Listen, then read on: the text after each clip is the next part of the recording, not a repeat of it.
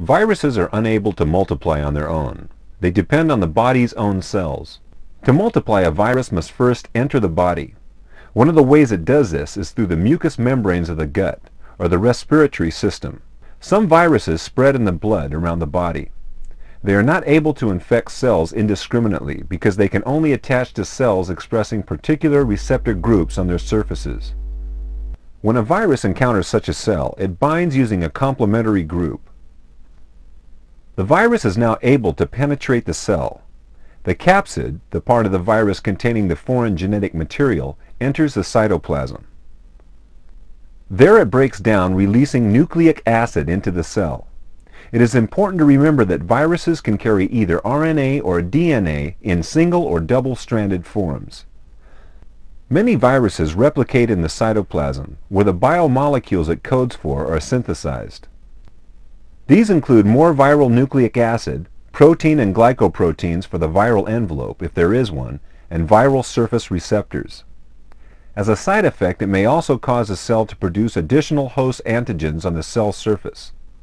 Some viruses incorporate their DNA into the nuclei. The components of the virus assemble in the cytoplasm and at the cell membrane. Viral receptor proteins protrude through the plasma membrane and within the cytoplasm. Viral nucleic acids associate with capsid proteins to form a new capsid. The plasma membrane buds off to enclose this new capsid, causing a new virion to be released into the body. Many virions are produced simultaneously in each cell, and the virus proliferates. Each released virion is capable of infecting another cell.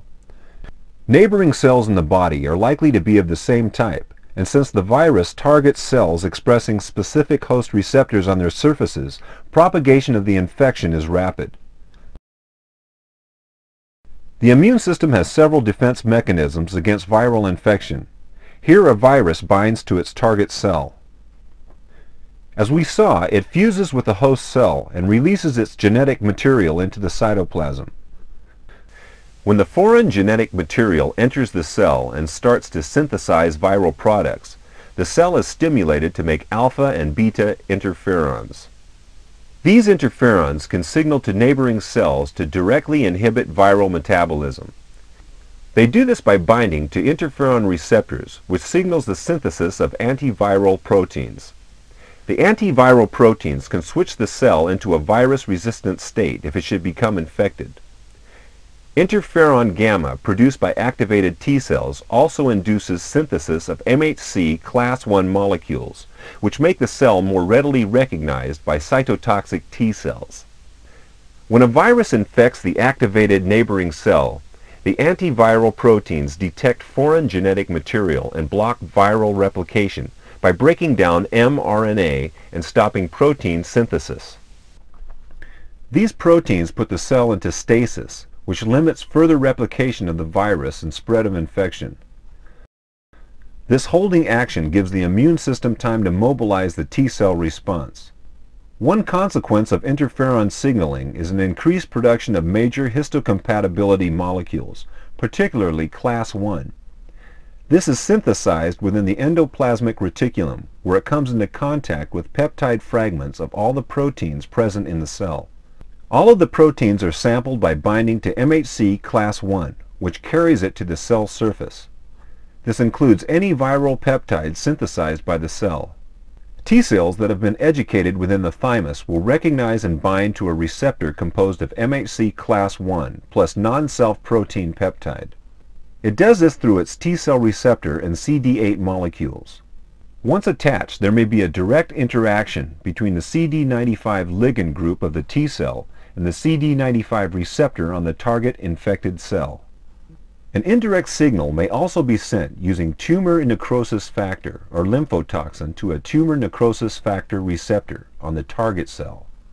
In either case, this triggers the release of agents within the cell, which disrupt nuclear DNA and cause cell death by apoptosis. The cytotoxic T cell is now free to seek other similarly infected cells. The body's other defense mechanism is carried out by free immunoglobulin. Both infected cells and free virus present viral proteins on their surface. Antibodies can bind to viral proteins expressed on the surface of infected host cells. In this case, they signal to components of the complement system, which attack the cell membrane and damage the cell by membrane attack complexes.